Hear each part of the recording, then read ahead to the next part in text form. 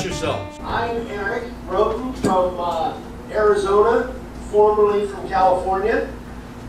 And in case most of you don't have any idea who we are, what we do, but my dad and I have been in business for a while, Freehand, and I'm Ryan Rhoten, Eric and Vicky's son, and I live in California for now, till I can get out of here.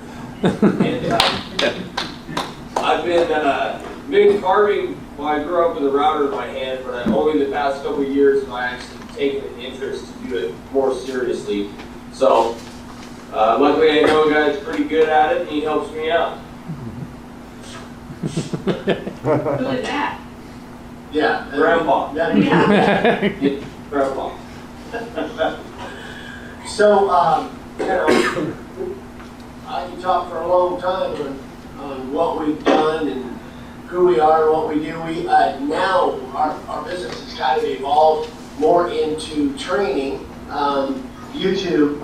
I still do a lot of signs. I do signs every day, but most of the time they're for content for our YouTube channel, and then we're on Instagram. And so I'm still doing commercial signs, and I do a lot of signs for other YouTubers for shout outs to kind of grow our channel.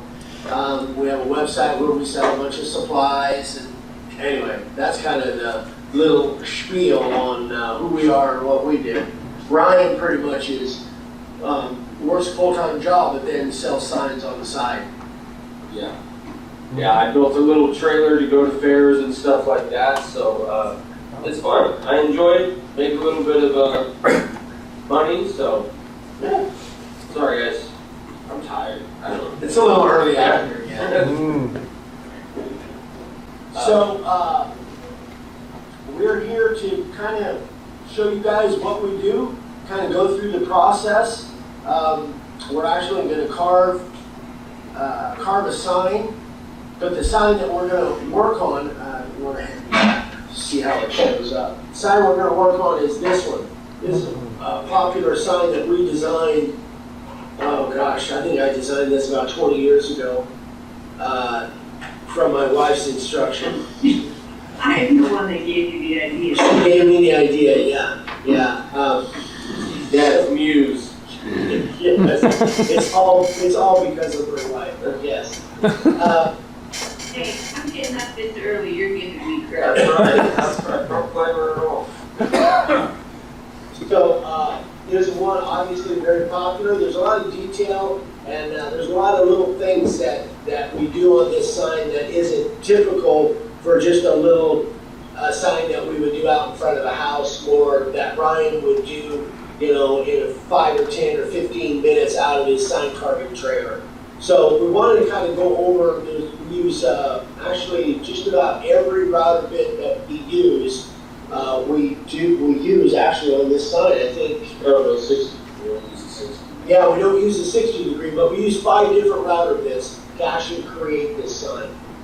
So what we'll do is kind of go through it. Because this sign actually takes, depending on how many you've done, I've done a bunch of them, and it still takes me about an hour to do. So what I kind of plan to do is just go through every process that we do on here, but not necessarily carve the whole thing. We've got one that's already laid out. We'll talk about that a little bit, and then just do one, a little sample of each of the operations. So we'll end up doing probably about half of this.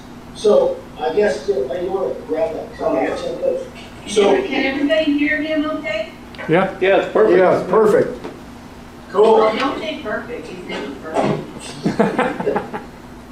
Well, you're biased. Not true. So what we have is we have and then go ahead and do that, and then the cutout template. Oh, And we're going to talk about the shape. So this is how the board, how we kind of start the board. This one is laid out, ready to carve. We did this kind of prior last night to get ready. But we actually even cut the shape out with the router. Not on a router table, but we do it with a hand router. So this is what we call a cutout template. And this can be made made out of just about anything. This is just 1/2 inch MDF. But if you're making hundreds, you probably want to go with HDPE or something like that. But what we do is we use a router and a template guide with a spiral upcut bit, which I think we've got a spiral upcut. Oh yeah, it's in there. So you guys are probably familiar with this. Now that can be done just about any way. No? Sideways? Vicky's trying to tell me which way to hold this thing. Anyway, so we've got a spiral upcut bit in there, and then we've got a template guide in there. This rides on the pattern as this cuts it down below. We're not going to do that because, honestly, it makes a ton of noise. I have neighbors. Yeah. Yeah. But, I mean, I know there's probably tons of you that have a CNC or, you know, you can scroll saw it, you can do it just about any different way. This is just how we do it. So we've got pattern screws in the back, and that correlates to the screw holes on the back of this sign. I know I'm getting used to this through FaceTime. I have to move slowly to give the camera time to kind of focus in. So is it still looking okay, guys? Yeah, very good. Oh, excellent, good. So anyway, I just wanted to give you some reference on how we actually cut that shape. That's the way we do it. Huh? So if you guys have questions as we go along, by all means, just throw them out there. I want to answer as many questions as we can. So this is the layout template. We laser cut this, and I know you guys are familiar with those.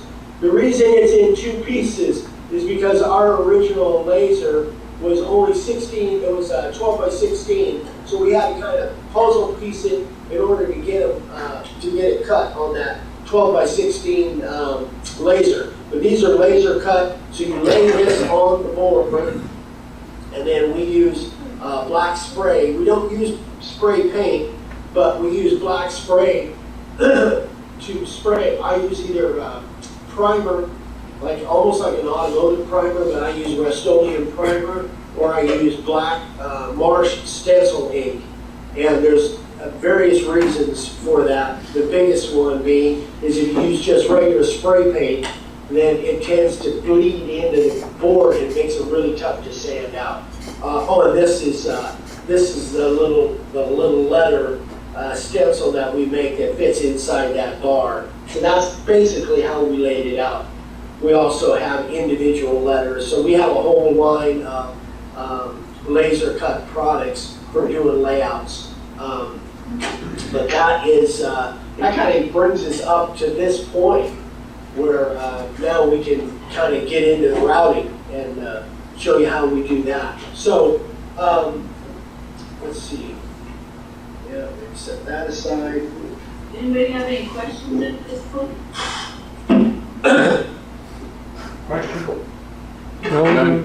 One question I got is how many people are actually making the signs with the routers that are not using the CNCs anymore? When you go to like Branson or out to Tennessee, you still see some people in booths. Is there many people doing that? Actually, you might be surprised. I know when I was a kid, and probably, I think probably the demographic that you guys have there, you guys are probably around my age or a little bit more. When I was a kid out here in California, you couldn't go to a fair or a craft show without seeing a sign carver, or amusement parks without seeing a freehand sign carver. So, and then that seemed to kind of die out. Or at least out here, I can only go off our area out here. It seemed to kind of die out. But what I have found is that there's a lot of CNCs out there, and they've gotten cheaper over the years, obviously, and they're great machines. I don't have any problem with CNCs at all. But yeah, I have people literally all over the world that follow us on YouTube. And there's a lot of freehand sign carvers out there. I don't think there's as many as there used to be, but there always seems to be a market for it.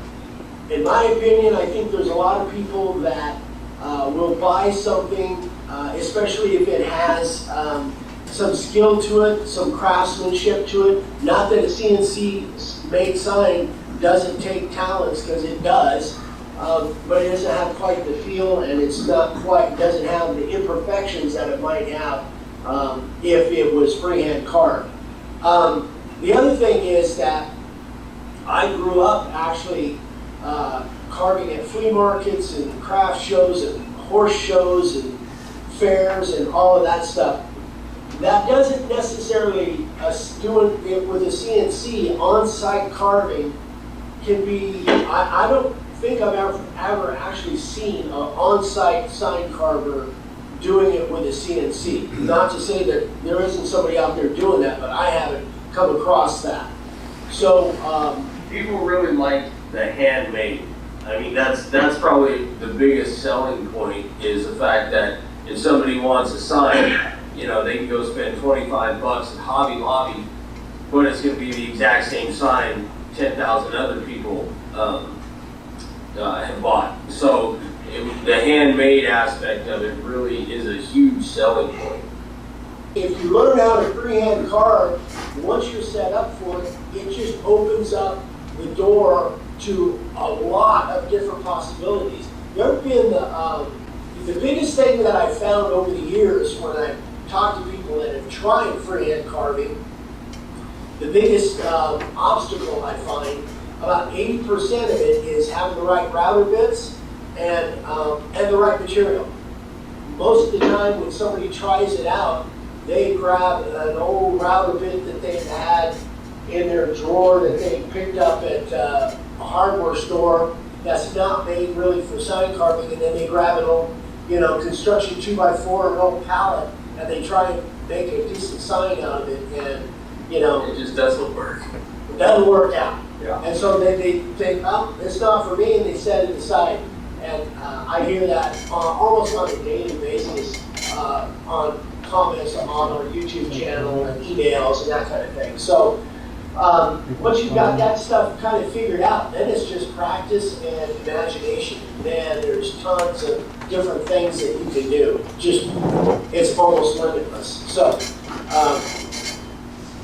Brian should get with the templates. oh, so let's get into this. So we have, we're going to start off with, we've got a couple different routers set up here.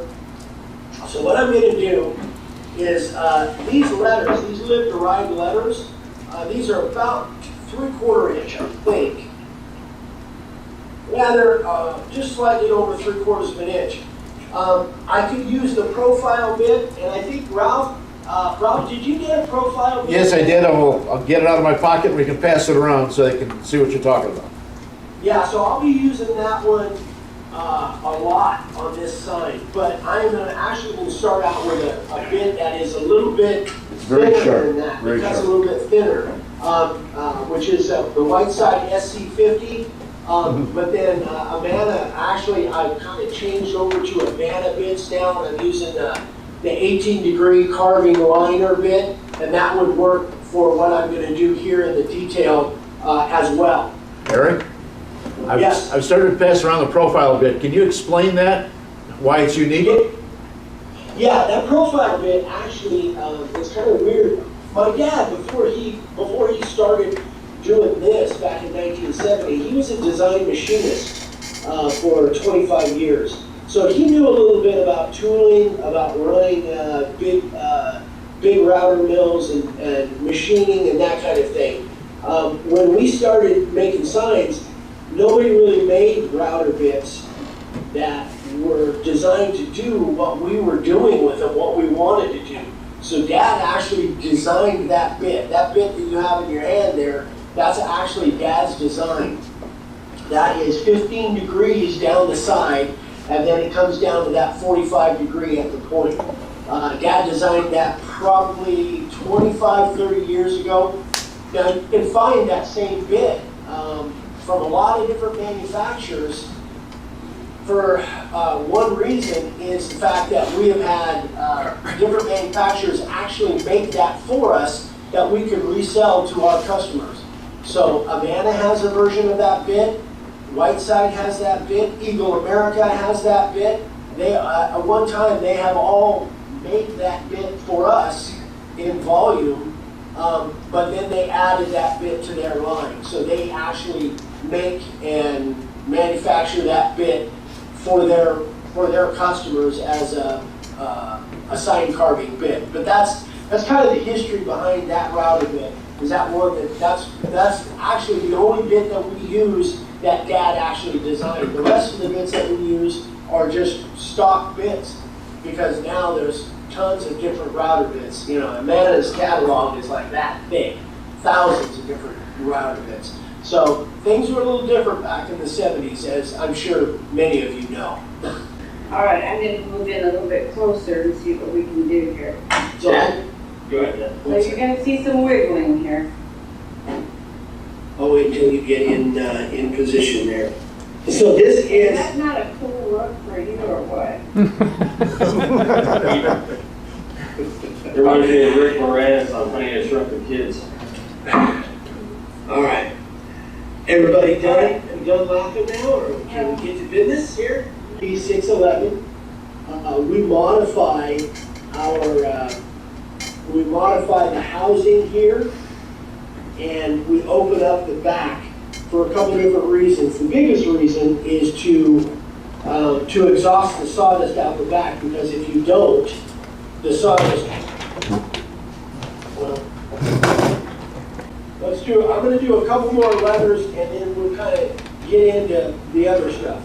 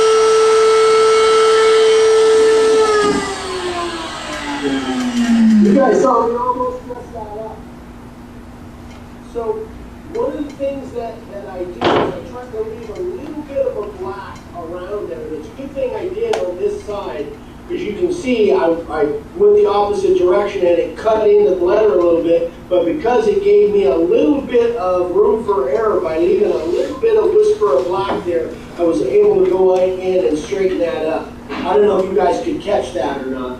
I'm sure Ryan did. I noticed. Yeah, I know you noticed I made a mistake there. All right, so that's all I'm actually going to do with the SC50. And of all of the bits, this is one of the reasons that I have switched over to because Amanda's version of this bit actually cuts about twice as good as this. That's the only thing that I don't like about the SC50 is that it just doesn't fly through the material the way the carving liner does, the Amana 18-degree carving liner. So I'm going to set that router aside. Now we've got the profile bit in, and that's the one that you guys have a sample of there. Okay, so this is a base plate that Dad actually designed. We wanted to be able to use these little trim routers, but they don't come with handles. Some of them come with a plunge router base, but we wanted to design, with Dad and I, we kind of developed this little base plate that allows you to have your hands right down on the board at the same time that you can hold the router. And man, it makes a huge difference. So a lot of our guys, a lot of our people make their own, and you can put different kinds of, these are little drawer pulls, that we got at the hardware store. So you can put whatever kind of handles, but all of you guys have the availability to make your own base plates. We make them, we have them on the website, but you guys can make your own base plates as well. Some people like them bigger square, any number of different designs. This one works out pretty well. We sell quite a few of them. Eric, I'll give you a little aside. Well, when I ordered my base plate the other day, my son was there and he says, "Dad, why don't you just make that?" I says, "Because it's $25. He says, "Okay." Well, yeah, we try to make it affordable that, it works out. We sell a few of them now and again.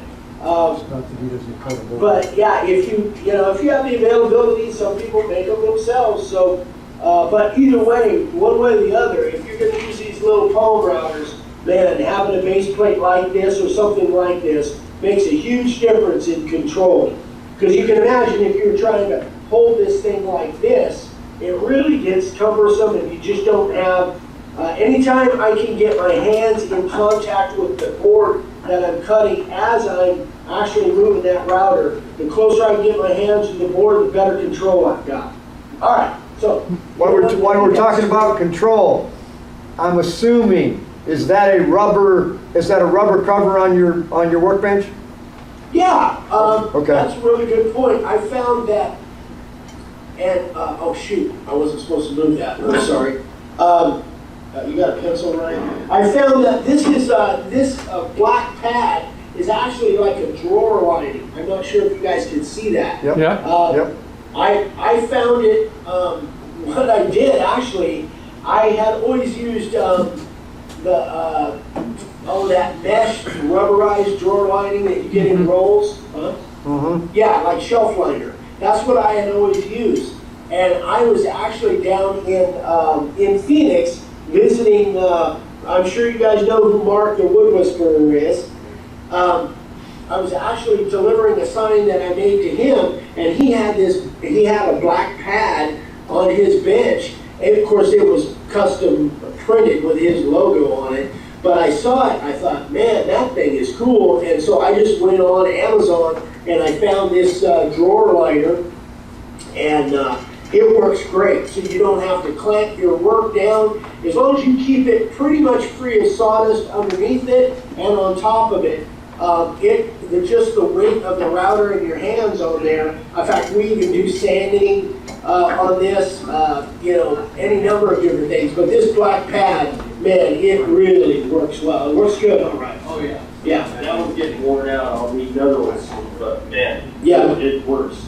You get a roll, I think it's like a 25-foot roll, so I can get 2 or 3 pads out of it, that full length of this bench. And I don't know, like, $20 or something like that, but they last for a long time. Anyway, what I realized here is I didn't draw this bottom line on this box here, or this bar.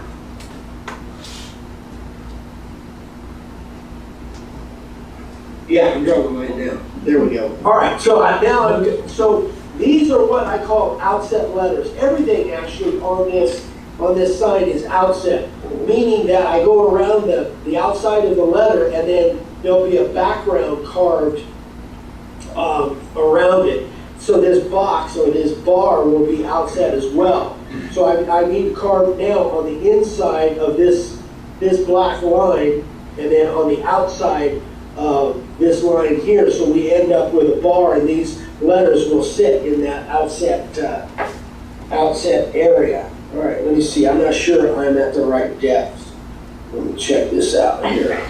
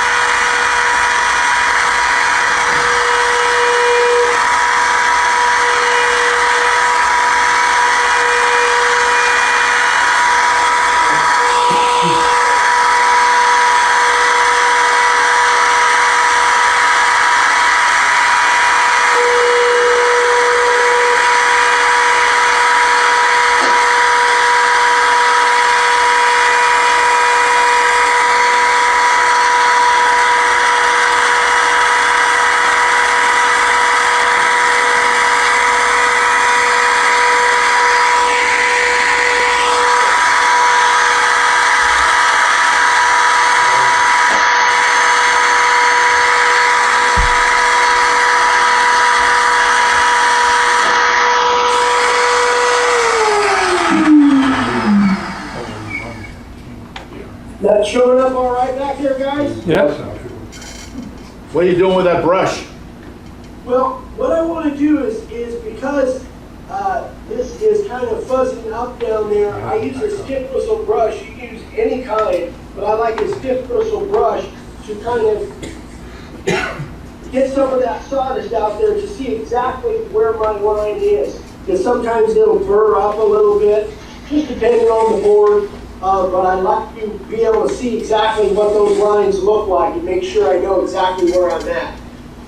So what I've got now is when we go back in and we take this stuff out, as what we'll do up here, I'm going to actually cut some more of these feathers, probably cut a little bit of this head so I can do an area here, and all of this stuff will be cut away. Where's that sample sign, Ryan? Right here, Dad. So just to kind of give you guys reference again, all of this stuff will be cut away. But what we need to do is we need to go to a different depth on that bit to give us a little bit more room. But I'm going to cut, before I do that, I'm going to cut some of these feathers and kind of show you a little bit about how I go about those. Okay, So I'll carve some more. do you do any dust collection? Yes. We use a broom and a dustpan. All right, so I'm going to carve some more of these feathers so you guys can see, because what you'll notice is I like these sharp inside points, and I do that by actually lifting the router base out of there, and I want you guys to kind of see that. So let's try this again.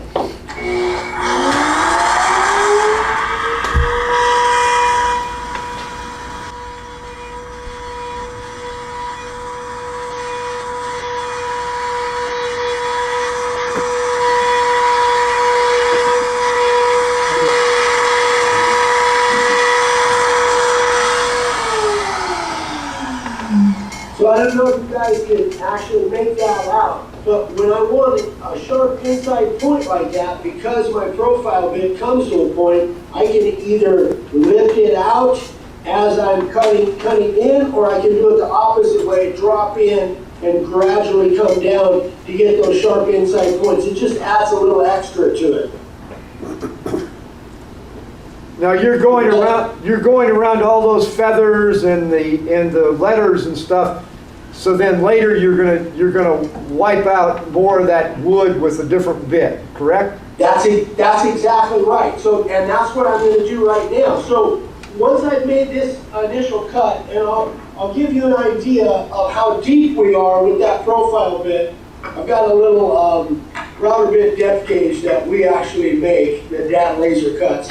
So I'm about 1/8 of an inch right now when I cut these. I'm just about 1/8 of an inch deep. So what I want to do is I'm going to be going in with a fat 90-degree bit to take out all of this stuff. But if I went in right now and did that, the chances are very likely that I would bump into some of my carving, and I don't want to do that. So what I'll do is I'll take the time, I'm going to set my bit more around 1/4 of an inch, and I'm going to cut a fatter line around everything so that when I go in with my 90-degree to take out all of this background and all of this stuff, it gives me extra room for error, or what I call a buffer zone, so that I don't have to get quite as close to the areas that I want to keep that detail in. So I'm going to set that bit a little bit deeper. Hey, right, while I'm doing that, can you set up one of the routers with the 90, or do you, maybe we already have one down there, I'm not sure.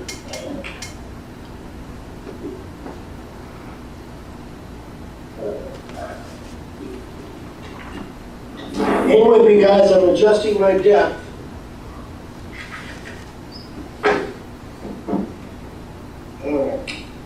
All right, now I'm set at somewhere around 1/4 of an inch. Is this still on camera, these Yeah. layers up here? Yep. Can you still see that? Okay, good. I'm gonna start there first.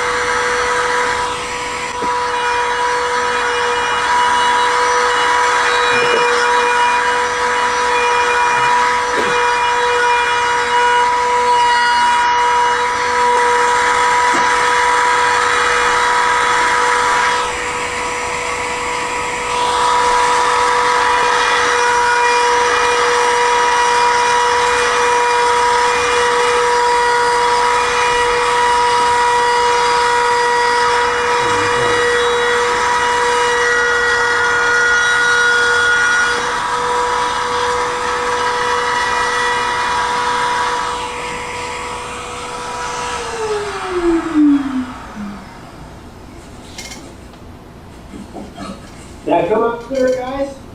Yes. Okay, so now you can see I've got a pretty good area all around that stuff. So I don't, and this is a question I get quite often, do I drop in that same cut that I made before? No, I stay to the outside of that and just try to take away, make sure that there's no high spots in between where I'm carving and where I'm making my new groove there. So I just kind of expand it out and give myself room to get in there with that 90-degree. Questions? No? Yes, do you hold your breath during all that? Yes. I mean, Absolutely. I can't imagine actually doing it without holding my breath. You know, I'd have to take a deep breath and go by and do that because... Years of practice, fellas. Years of practice. Yes. Long bouts with my wife holding my head underwater forced me to be able to hold my breath for long periods of time. All right. Right down here. Okay. So now we're going to use the 90-degree bit. Is that what that is? Yeah. Yeah, that's a 90. So this is a 1/4 inch 90, and everything we use is 1/4 inch shank, and this is a 1/4 inch 90 bit. Looks like it could use some sharpening, but that's all right. We're going to do it anyway. All right. So now I'm going to go in there. Let's see here. Yeah, that's set a little too deep. Like way too deep. All right. We're going to set this at somewhere around 1/4 of an inch. So now I'm going to do background around here. Here we go.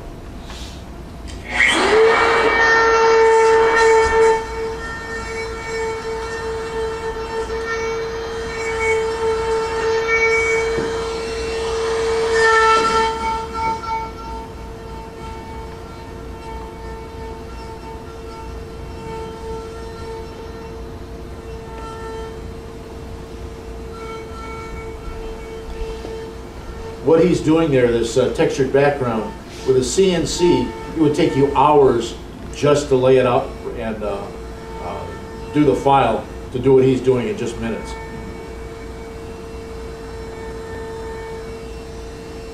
Yeah, what was throwing me off was the black and the white letters is what was throwing me off in the two Some places- locations. some What he's places- doing the opposite. Some places you're leaving the white, some places you're leaving the Yeah. black. I'd get that wrong. I'd start making mistakes real fast with that. So I think what you guys are kind of discussing there is, this is what I call outset. Ryan, you got a sign there that's somewhere that it's got inset letters on it? So this is what I call outset. It's not necessarily typical for what you have seen at people carving at fairs and whatnot. Here's just an example of some inset, and I'm not sure, this is just a board that Ryan has carved. These are what we call inset letters, where you're actually carving the letter away. And then we'll get the black in there, we'll go into that here in a minute. But, so these are inset, and what I'm carving here, everything is outset. I don't know if that makes sense, guys. Yeah, it does. What we were talking about was the fact that on this pattern, the letters, you're leaving what's white on the pattern. On the feathers, you're leaving what's black. And that would, I know that would confuse me, and I'd start cutting the wrong thing, because I want to do it, have everything all black that I'm saving, or all white that I'm saving. Yeah, and that is, that's just kind of, it goes to kind of how you think about it. I don't think about that, about leaving the black or leaving the white. What I think more about is what I want outset. What I want to be standing out rather than carved in. So that's just kind of the, what I use as far as determining where I'm going to actually cut is what I want to stand out and what I want to carve in. But yeah, that I can see where that definitely would be confusing because these are showing up white, these are showing up black. Yeah, you did the live to ride, and I said, okay, then what you have to do is you start cutting the black, and then you went around the black. Yeah. Yeah. Another thing you can do is take a pencil and mark out everything that's going to be carved out. Yeah. That way you're carving, it's easy to look and see. Yeah, and you can use a pencil, but I even like to use a Sharpie sometimes. But yeah, early on, I would do things like this, and just so I would know what I want gone. I could do the same thing in here, you know, what I know what I would want gone. And then these would be standing out. So that's pretty much that. Let's see. I don't know, you guys want me to do some more carving on there, or do you want me to go on to the next process? Doesn't matter to me. Next process, Next I think, process, here. yeah. Got it. So now, this is where the stiff bristle brush really comes into play. Because if I don't use a stiff bristle brush, then there's a lot of stuff down in there that wouldn't come out. And when I spray my black in there, I want everything out of there that I could possibly get out. And I know this is probably gonna mess you up a little bit. Try it. And then, Ryan, you have a little carving tool that you use for, all right. Okay, so there'll be little areas down in here. Again, I'm not sure whether you guys can get this, but if I don't take some of these little high spots out, and I try to avoid having high spots at all, but if I don't take them out, then what happens is when I sand this off, they'll end up being little high spots, little white spots. It looks like I don't have very many, but there's one right there. I want that going. I normally use a little hand carving tool, but my son is working with subpar tools. Well, you could loan him yours. I know. Well, he's got pretty much everything I got anyway, but there's some things I obviously hold back. All right, so I'm attempting to get all of the little stuff out of there, because if I don't get it out now and it falls out later, it ends up being a white spot down in there. And I don't want that. All right. Okay. Yes, please. We'll blow that out a little bit.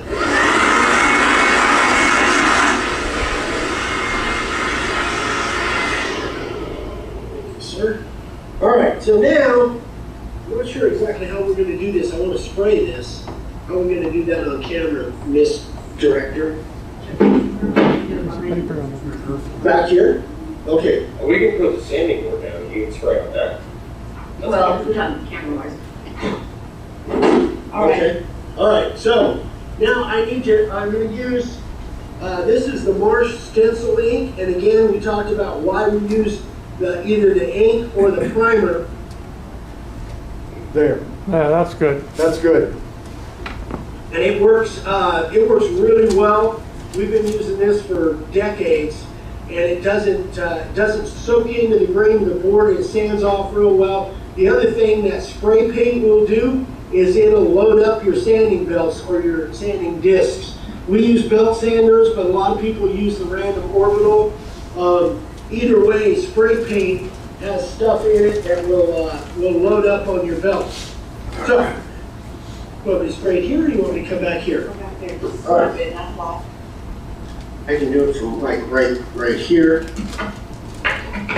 So, what I'm going to do now,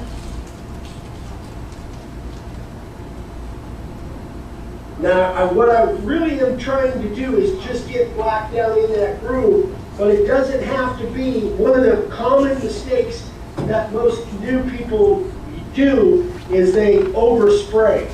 And even with boards that don't tend to bleed, it will bleed if you put it on too heavy. So that's all we're trying to do there. And, oh, you want to put it back down? So that'll be dry here in a few minutes. We'll sand it off. Huh? All right, so let's get the routers out of the way and set up our sanding operation.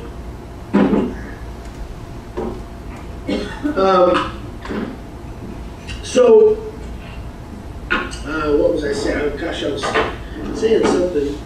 Oh, yeah.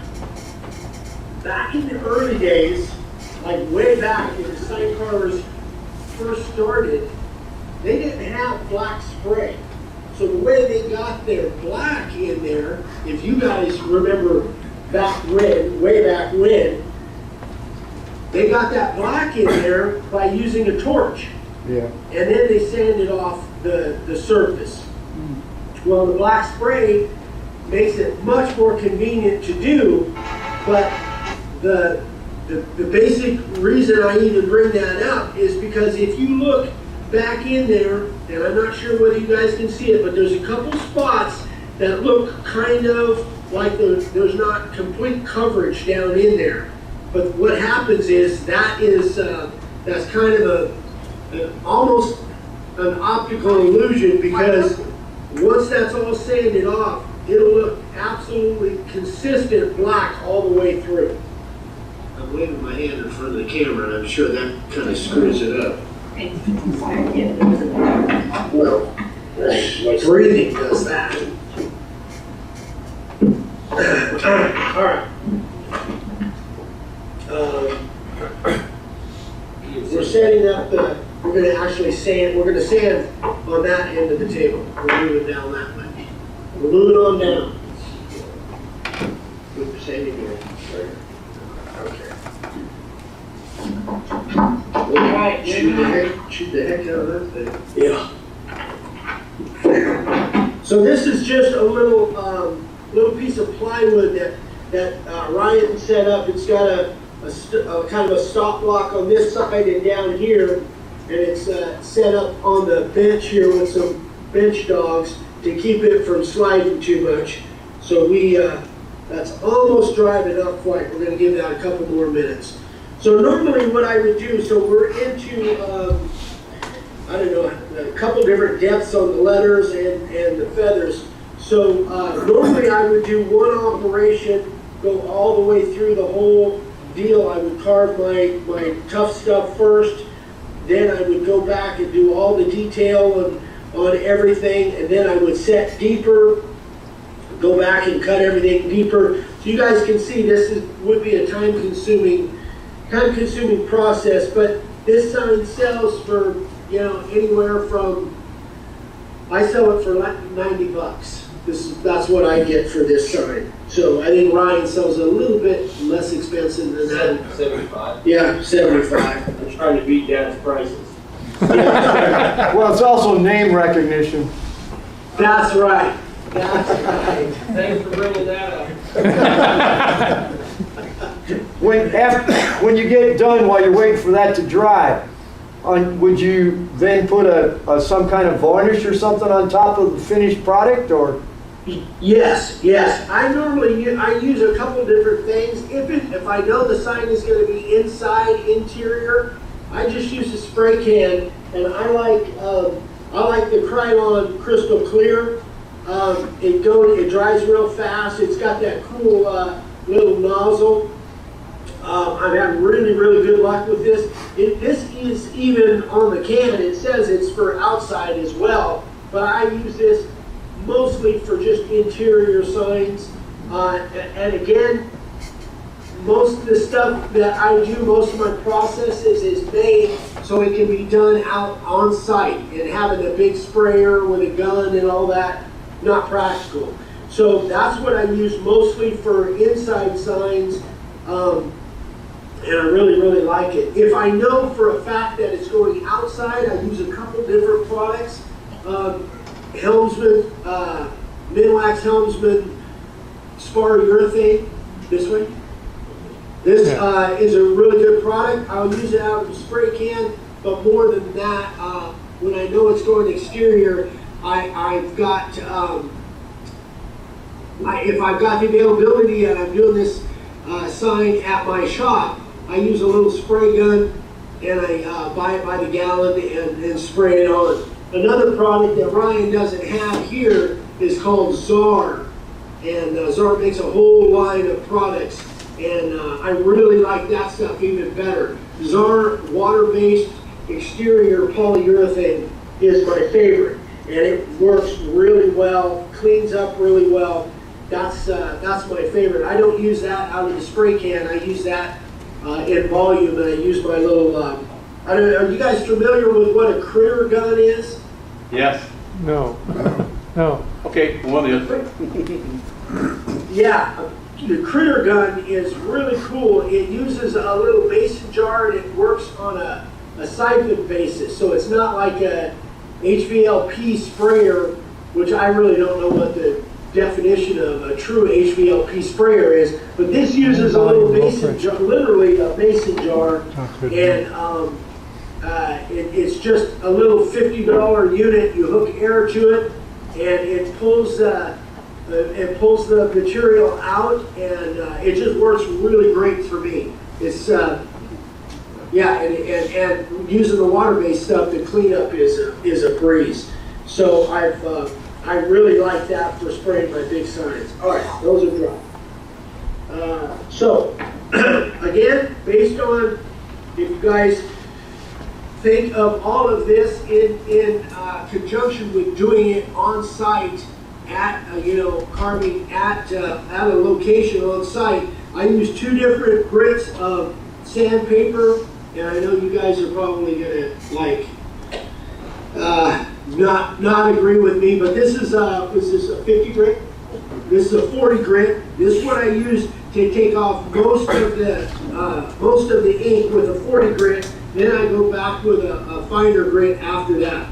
But again, most people, You know, honestly, a good portion of my people that watch me, they're not comfortable with a belt sander. I kind of grew up with one of these in my hand, so it actually took me longer to get the feel of using a belt sander on this stuff than it did the router. So a belt sander can be kind of intimidating. I like them, but I had to, back in the old days when we were doing this at flea markets and stuff with Dad was actually doing all the work and I was just watching and assisting. Kind of like what Ryan's doing now, yeah. Number one, they didn't really have random orbital sanders. All they had was belt sanders. We had these big Rockwell, gosh, I think they were 3x21s. This is, or 4x21, something like that. But belt sander was really the way to do it, and it still is kind of my go-to as far as being able to do it quickly. So anyway, let's do some sanding.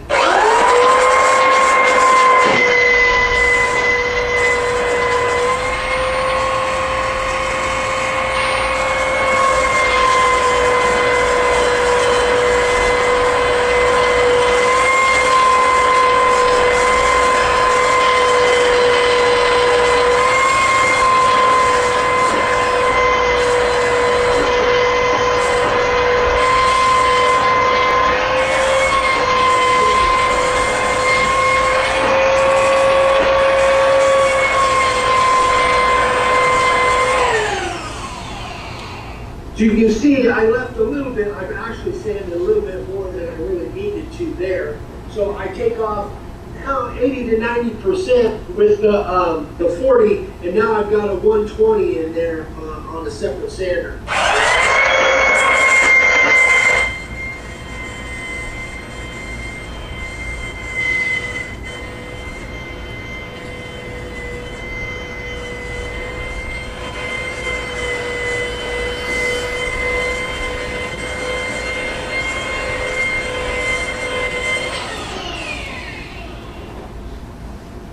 Now, if you wanted to go down even finer, you could obviously go down and you could use a random orbital now and go over it again if you wanted a real fine sand on it. But this is generally what we use when we're carving on site.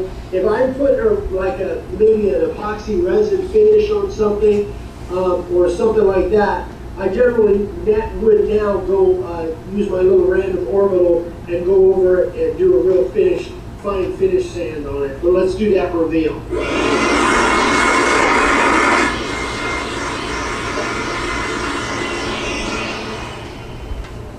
Did that work? Mm-hmm. Okay. So where's that little Sharpie you're at? Right here. Should have one of the bit. Oh, the bit box. So what? Here's a way I kind of. If I've got little high spots, which it looks like I've got one there, a few of them there. You got a soft bristle brush? Yeah. What I'll do is I'll just take a Sharpie or a little black felt pen and just touch those up. See that I didn't brush good enough. See how that came up?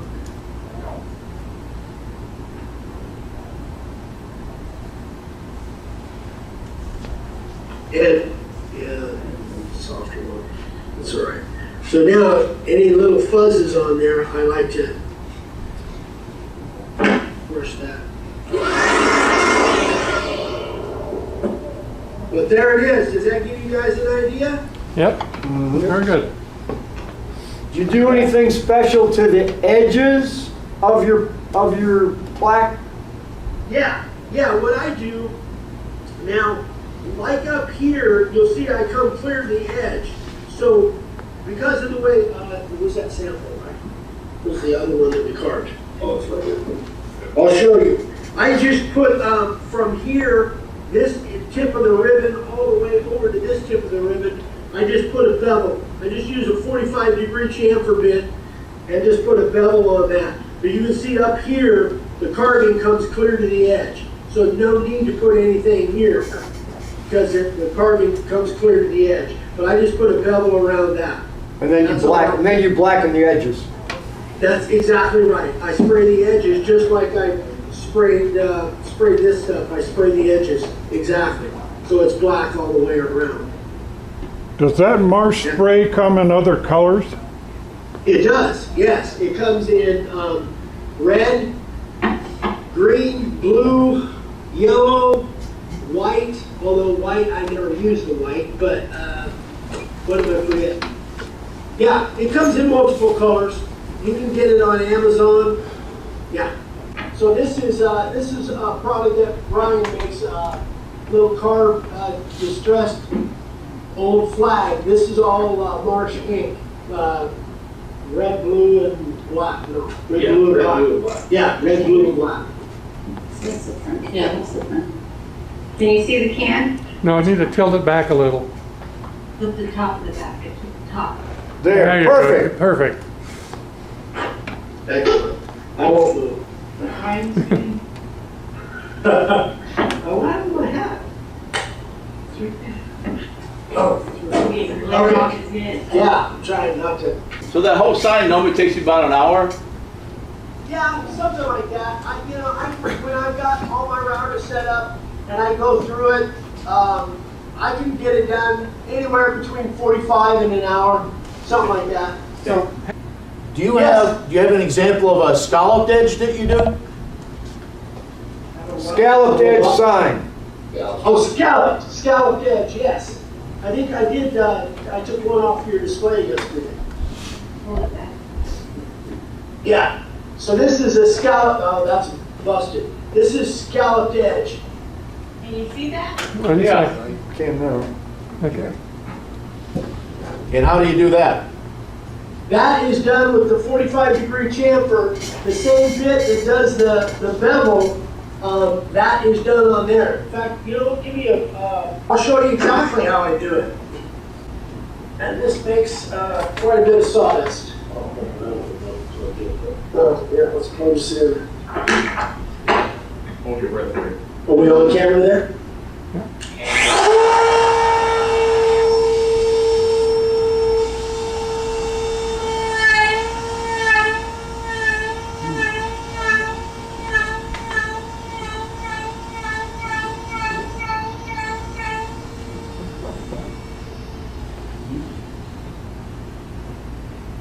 That's how it's done.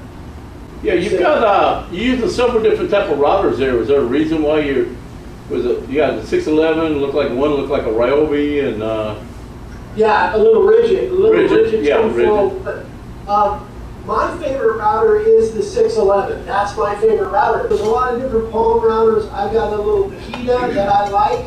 I've got, I even have people that are carving signs with the little chintzy Harbor Freight Drill Master palm routers. And we make base plates for all of those. And, a lot of people are using those because they don't want to spend a bunch of money on a router, which you don't really have to.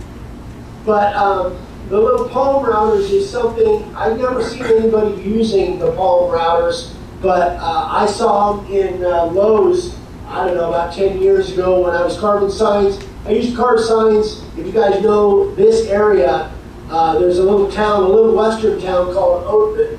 And I was a sign clerk in Arizona, yeah. What? We're in California. We're in California. You said in this area. Oh, yeah, not this area. Yeah. And, there's Columbia, which is right up the road. Oh, yeah. Little western town. They have gunfights in the streets, a little tourist place. Anyway, I've carved in a lot of different places, but that's where I carved for 6 years. And I was up there 5 days a week for 6 years straight.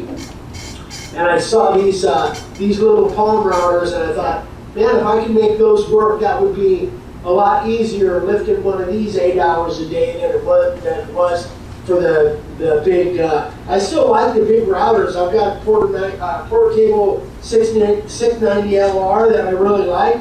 I've got a big DeWalt 618 that I really like. But for maneuverability and being able to get into tight spaces and stuff, I really like these little palm routers. But there's no specific reason other than what I like. Now, the advantage of the the rigid is the fact that it's already open on the back side. Where's that other base plate? Oh, that's perfect. So here's what the DeWalt, the 611, here's what it looks like when you get it, not with the base plate, but this is what the housing looks like. This is how we modify it. We modify it by drilling with a drill press, drilling a 2-inch hole, and then cutting these out, cutting it straight down with a hacksaw. That's our modification to it. So the cool thing about the Rigid, and some other routers too, but the Rigid is the one that comes to mind, is the fact that it already is open in the backside. This has a little removable plastic thing that you can take out, and it's already open, so you don't have to modify it the way we do on the 611s.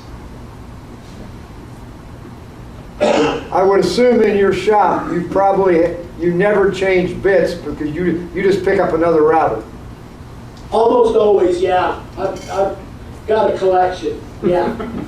It makes it so much faster. Like if you're carving on site and you have 2 or 3 signs that are going and people are coming up, move around. To have the extra routers and having 2 sanders instead of 1 sander and switching belts, it just really picks up the pace. It lets you work a lot faster.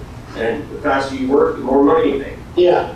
So most people in a situation like that, you're at a flea market or a horse show or a craft fair or a county fair, people will order their sign, walk around, pick it up on their way out. So they may be back in 20 minutes, they might be back in 4 hours, but you want to have your process down to where you can kick them out on a regular basis, and changing router bits, changing belts is not where you want to be spending your time. So, Eric, another question. You showed us the templates that you make, but let's say you're just going to do somebody's sign, like the Rhotens. How do you lay that out? You want to grab some layout letters? We have a series of layout letters, kind of like that Live to Ride that I used in the middle, but we have individual layout letters that we lay on the board and then we spray them. So these are an example of we have different sizes, different fonts of little laser cut layout letters. Back in the old days, before we had a laser, we actually bought these in plastic, which then that company went out of business, so we had to get a laser. Bless you. Get a laser. But these are just different layout letters. We lay on the board just like we did on that other one. We put it down there, draw lines, lay it out, and spray it with the ink, and that gives us a line to go by. Here's little templates that we make for our customers. Well, then it gets kind of back so it's against your black shirt. Yeah, I don't know if you can see that. It's not sprayed black. This is brand new. Hasn't been sprayed black yet. So we have just little individual templates that we make, that we laser cut. But yeah, as far as laying a sign out and carving it, we have a layout area, like Ryan's little trailer. He's got one little bench where all of his layout letters are. We have, I don't know, we've got 5 or 6 different fonts. These are Clarendon. That's a Clarendon font, but we have a Western font and different fonts. But that's typically the way we do it. Now, that being said, there's other ways to do it, and you guys know this. I mean, gosh, you can print it out on paper. You guys are scroll sawers, so you can lay it out that way as well. And I've got a whole series of videos on transferring images, so you can lay it out with and print it with a computer. You can use if you use a laser printer, you can transfer your image on the board with like a medium, like a lacquer thinner or something like that. If you're using an inkjet printer, I print it on freezer paper and then transfer it that way. But with the advent of computers and fonts and things like that just wasn't available back in the 70s and 80s. There's tons of ways to get your image on the board now that just it didn't come into play till the last decade. So we use a website called Rapid Resizer, where you can upload your image or your whatever you have, and it will print it out whatever size you want, which really makes it handy. Show them one of the ones I did with a laser, with laying it out that way. Yeah, grab it. Sure. I don't know which one you're talking about. Well, this is one that somebody sent me their logo and they wanted. So I had to print it out on the computer. Oh, yeah. So this is Ryan just finished this a little while ago. I don't know if it shows up. It's wrapped in plastic, so we're trying to avoid the glare. Does it look okay? Perfect. So this is a logo that Ryan had for a local outdoor channel on YouTube. On YouTube or Instagram? Instagram. And so he uploaded this logo into Rapid Resizer, and then it will print it out in tiles, in 8.5 by 11 tiles. You put it together and basically, and there are other websites, other places that will do that as well. So that's another way that you can get the image on the board. Okay, you were saying Rapid Resizer, it's a website you go to now? Yes, it's a program. website. It's a program. RapidResizer.com. Well, I mean, it used to be just a program. You just load that to your computer and you didn't have to go on anything. You did it right at your house. Right. I heard it changed. I've got an original copy. I was just wondering. Yeah, and there are softwares that you can use that do the same kind of thing. I know there's another one that I used to use, but I can't remember what it is right now. That's a software. But Rapid Resizers actually is a website. So you upload it. It's a subscription thing, although they have a free version too. But I think I subscribe to it. It's like, I don't know, $50 a year, and it will do amazing stuff. You can upload pictures, photographs, and they'll turn them into line drawings, which is not that uncommon now. There's a lot of softwares and other websites that will do that as well. I have a lot of people that follow us that really specialize in doing portraits. They'll take a portrait of a photograph of a couple or a family photograph and actually transform it into a line drawing and then actually carve it in wood. And that's a really cool niche. That's a niche within itself.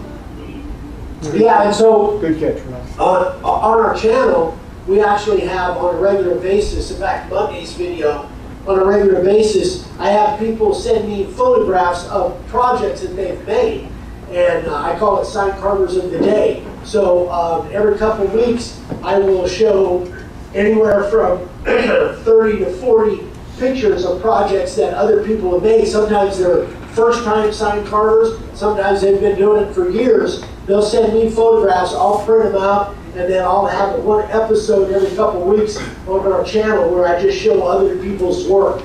Ryan even did it on there one time, I think. Once. One time. It's a jurying process, and you got to know the juror. Yeah, that's exactly right. Yeah. So, all right, fellas. Is it time to go back to bed now? Yeah. No, it's time to go. We appreciate you doing this. This turned out great. Yeah, Appreciate thank you it. very much.